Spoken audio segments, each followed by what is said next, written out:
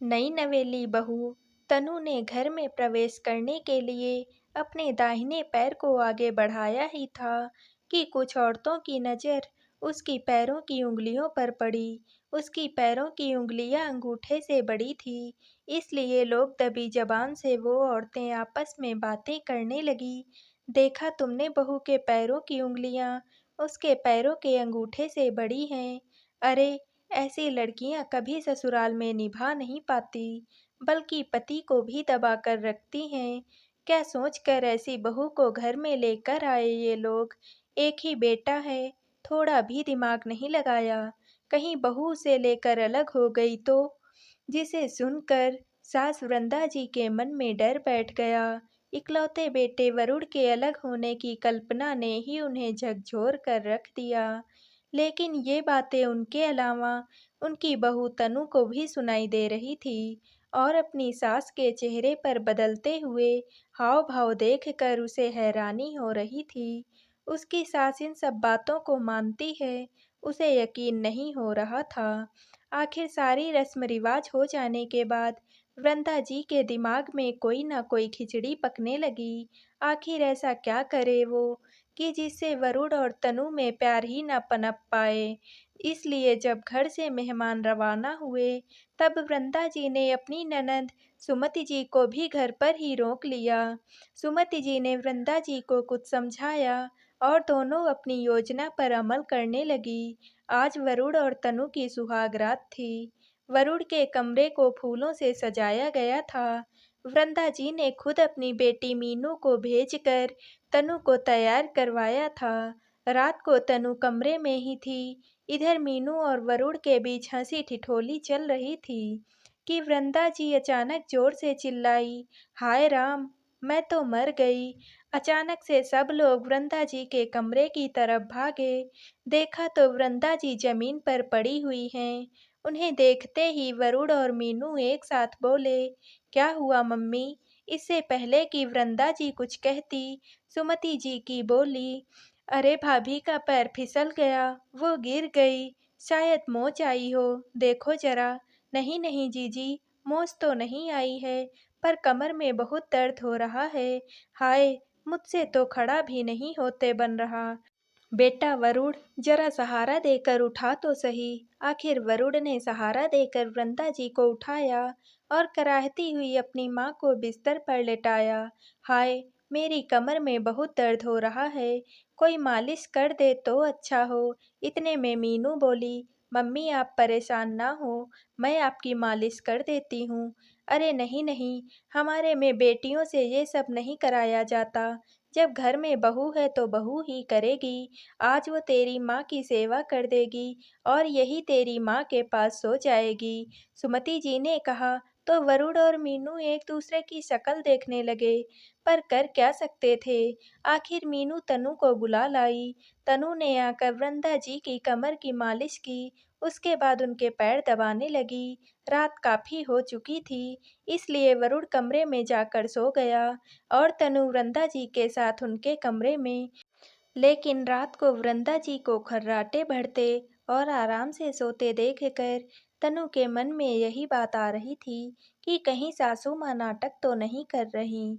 दूसरे दिन सुबह वृंदा जी कराहते हुए ही जैसे तैसे कमरे के बाहर आई और हॉल में आकर सोफे पर बैठ गई। वहीं तनु को पहली रसोई की रस्म के नाम पर सुमति जी ने काम पर लगा दिया। बिल्कुल भी मौका नहीं दे रही थी कि वरुण तनु आपस में बात तो कर लें।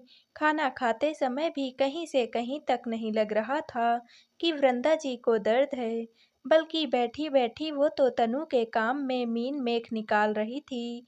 अभी वो मीन मेख निकाल ही रही थी कि इतने में मीनू ने कहा, क्या मम्मी, आपकी बातों को सुनकर कहीं से भी नहीं लग रहा कि आपकी कमर में दर्द है। कहीं बहू के आते ही आप भी टिपिकल सास की तरह नाटक तो नहीं करने लगी। मीनू ऐसा कहकर जोरों से हंसने लगी। सबकी नजरें अपनी तरफ देखकर वृंदा जी खिसियाते हुए बोली, हाँ हाँ, जिसको लगती उसी को पता चलता है। अब तू भी मेरा मजाक बना ले। अरे मम्मी, मैं तो मजाक कर रही हूँ, क्यों बुरा मान रही हो। जब तनु घर के काम से फ्री हुई तो वृंदा जी वरुण को बोली, मुझे तो डॉक्टर के पास लेकर चल, मुझे तो बहुत दर्द हो रहा है। इतने में ईश्वरलाल जी ने कहा, अरे मैं ले चलता हूँ, वरुण को क्यों परेशान कर रही हो? तो वृंदा जी उन्हें झिड़कते हुए बोली, आप तो रहने ही दो, दिखा तो ऐसे रहे हो जैसे बड़ी सेवा करते हो मेरी। मेरा बेटा मुझे ले जाएगा तो कोई परेशानी है क्या? अरे पर भाग्यवान, मैं तो इसलिए यह कह रहा था कि कम से कम पता तो हो कि तुम्हें कौन सी दवाई किस समय देनी है। आखिर तुम्हारे साथ कमरे में मैं ही तो रहता हूँ। हाँ, बड़े आए मेरी सेवा करने वाले, आप तो घर पर बैठो, वरुण मुझे दिखा आएगा और वही बता देगा कौन सी दवाई कब लेनी है। अपने पति को झिड़क कर वृंदा जी रवाना होने के लिए अपने स्लीपर्स पहन रही थी। तब भी तनु अपनी सास के पैरों की तरफ बड़े गौर से देख रही थी। कभी उनके पैरों की तरफ देख रही थी तो कभी अपने ससुर जी की तरफ। अभी भी उसे कुछ समझ में नहीं आ रहा था। अभी भी दिमाग में यही बातें चल रही थी कि मेरे पैरों की उंगलियों को देखकर बेटा कहीं बहू की मुट्ठी में ना आ जाए, इस बात का डर लग रहा है। और यहाँ तो इनके पैरों की बनावट इनके अनुरूप होने के बावजूद भी ससुर जी इनकी मुट्ठी में हैं। हे भगवान! ये दुनिया भी बड़ी अजीब है। पति भी मुट्ठी में चाहिए और बेटा भी मुट्ठी में ही चाहिए। आखिरकार वरुण वृंदा जी को लेकर हॉस्पिटल रवाना हुआ तो सुमति जी भी उनके साथ ही गई। वृंदा जी को सुमति जी के साथ बाहर बिठाकर वरुण डॉक्टर के केबिन में चला गया। पीछे से वृंदा जी सुमति जी से बोली, जीजी ऐसे कैसे काम चलेगा? आखिर कब तक मैं बहू बेटे को दूर रख पाऊंगी? देखा नहीं कैसे मीनू ने बात पकड़ ली। हाँ, मैं भी यही सोच रही हूँ। आखिर ये नाटक हम हमेशा के लिए तो नहीं कर सकते, अब तो कुछ और ही करना पड़ेगा। बेटे के मन में बहू के लिए गलतफहमी पैदा ही करनी पड़ेगी, जिससे दोनों में प्यार पनप भी ना पाए और ऐसी बहू से हमारा पिंड छूटे। सुमति जी अपनी अकल लगा रही थी। दोनों बातें तो किए जा रही थी, लेकिन दोनों में से किसी ने भी ये नहीं देखा कि वरुण उनके पीछे कब का आकर खड़ा हो चुका है और शायद उनकी बातें सुन भी चुका है। इतने में वृंदा जी की नज़र वरुण की तरफ गई तो वो घबरा गई। वरुण ने कुछ नहीं कहा, बस चुपचाप उनकी तरफ देखता रहा। तो सुमति जी बात संभालते हुए बोली, बेटा क्या कहा डॉक्टर ने? चल जल्दी से तेरी माँ को दिखा लेते हैं। वरुण गुस्से से सुमति जी को देखते हुए बोला, दिखाना क्या है? अच्छी भली तो है मम्मी, इतना बड़ा धोखा, वो भी अपने बेटे के साथ। अगर इतनी ही नफरत थी तनु से तो शादी ही न करते, कम से कम उसकी जिंदगी बर्बाद तो ना होती। कोई जबरदस्ती तो शादी नहीं हुई है हमारी। वृंदा जी से पहले बोलते ना बना, पर फिर खुद को संभालते हुए गुस्से में बोली, तो और क्या करती मैं? शादी से पहले अगर उसकी पैरों की उंगलियां देख लेती तो कभी ना शादी करती मैं तेरी उससे। उस समय तो ठंड के कारण जुराबे पहनकर आ गई अपनी कमी छुपाने के लिए, और अब मेरे बेटे को मुझसे छीन रही है।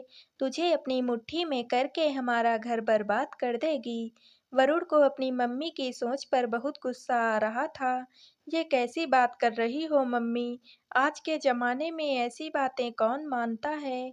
अंधविश्वास में अंधी हुए जा रही हो और खुद अपना घर बर्बाद कर रही हो, पर इल्ज़ाम अपनी बहू पर लगा रही हो। उसकी बात सुनकर वृंदा जी ने कहा, देख ले, असर दिखाना शुरू कर दिया ना उस अपशकुनी ने। आज बेटे को माँ से लड़वा ही दिया। उसके लिए तू मुझसे लड़ने को तैयार हो गया। घर जाकर सबसे पहले उस अपशकुनी को ही निकालती हूँ।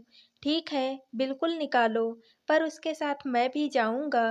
पैरों की बनावट को देखकर आपने अंदाज़ा लगा लिया कि आने वाले वक्त में आपकी बहू आपके बेटे को मुट्ठी में कर लेगी और आपका बेटा आपका ना रहेगा।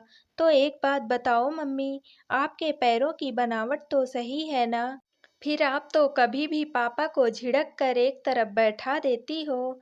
आखिरकार वरुण के घर से निकल जाने की बात सुनकर वृंदा जी चुप तो हो गई, लेकिन इतनी बहस के बावजूद भी वृंदा जी मानने को तैयार नहीं थी।